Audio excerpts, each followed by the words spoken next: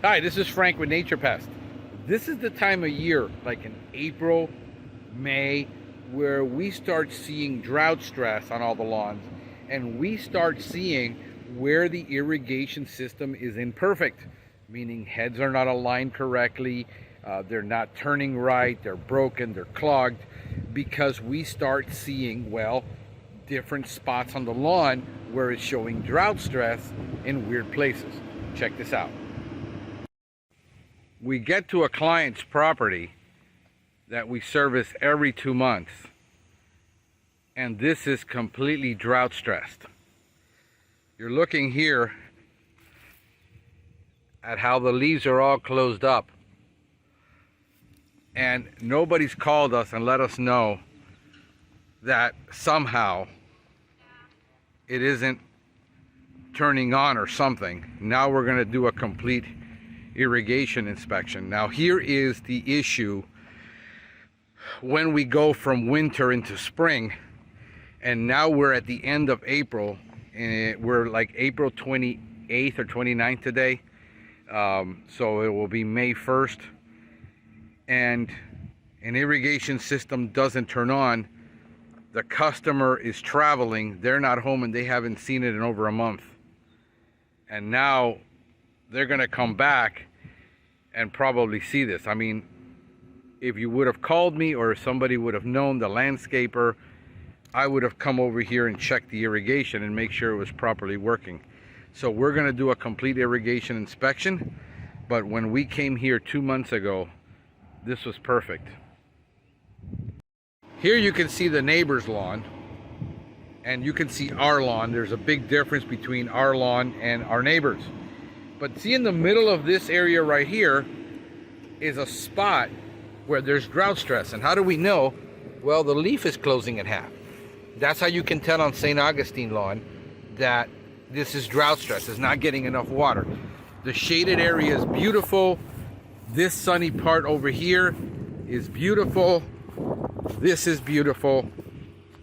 But that one little spot, and usually that is because there's a problem with a head or a nozzle that is not aligned correctly and it's not spraying correctly. So now we have to perform an irrigation inspection to see why this is happening, and either recommend an irrigation contractor to repair it if it's a broken line, something. A lot of the times you see weird stuff like this accumulation here, which could indicate water is settling there, and we just have to evaluate everything right now at this point.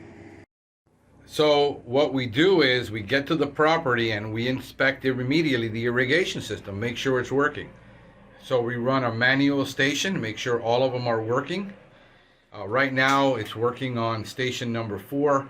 For a minute we're testing all the stations, and we're going to go check the run times. Well, they're at 25 minutes for the first station. We're going to go through them all. See, station 2 has 0 water. And this is the problem. Only the first zone has 25 minutes on it. The second zone has nothing on it. And this is the problem. Even though they set it, either they lost power, it reset itself, or nobody set this correctly. So we're going to do that. We're going to increase it. For right now, I'm going to come back next week and I'm going to follow up on this. There's station 3. Station 4 doesn't have any minutes. Not good. So we're going to double check now. Let's go to 25 minutes right now this time of year. We're doing it 3 times a week to help it recover right now, and then we're going to switch it back. So as you can see, it's on Mondays, Wednesdays, and Fridays right now, which would be great, except it only needs it twice a week. So we're going to put it back on auto. I'm going to run another station so I'm going to run another station for 2 minutes, test it so that I can see all the stations are running and where the stations are watering, to make sure. There we go. And now we're going to go outside and There is station 1. It shouldn't be like this if it was actually running. This is drought stress. I mean, this is severe drought stress. This is going to take now a month for this lawn to recover, and I wish somebody would have just called me. I would have come out here and at first, look and see why is this lawn not looking right, and inspected the entire irrigation. We usually will inspect it now in April just to make sure all the heads and nozzles. But this is crazy because the landscaper comes every 2 weeks and nobody said anything to me. So we identify that zone over there is zone 1 behind the shrubs on the other side. Over here we identify that this is zone 2 right now. And it looks like zone 2 was completely turned off for some reason. But they're doing clearing next door, and they've damaged a bunch of their plants when they've been clearing the land next door to build. So now we're going to see what zone 3 is, and this is probably why they shut the water off to these. They didn't want these irrigated, which is weird, but I can probably see it. So we're going to wait the 2 minutes, and then we're going to come back and look at zone number 3 and zone number 4. So this one right here is zone number 3, and then now the one that is spraying in the back, as you can see the shrubs and in the back, is zone number 4.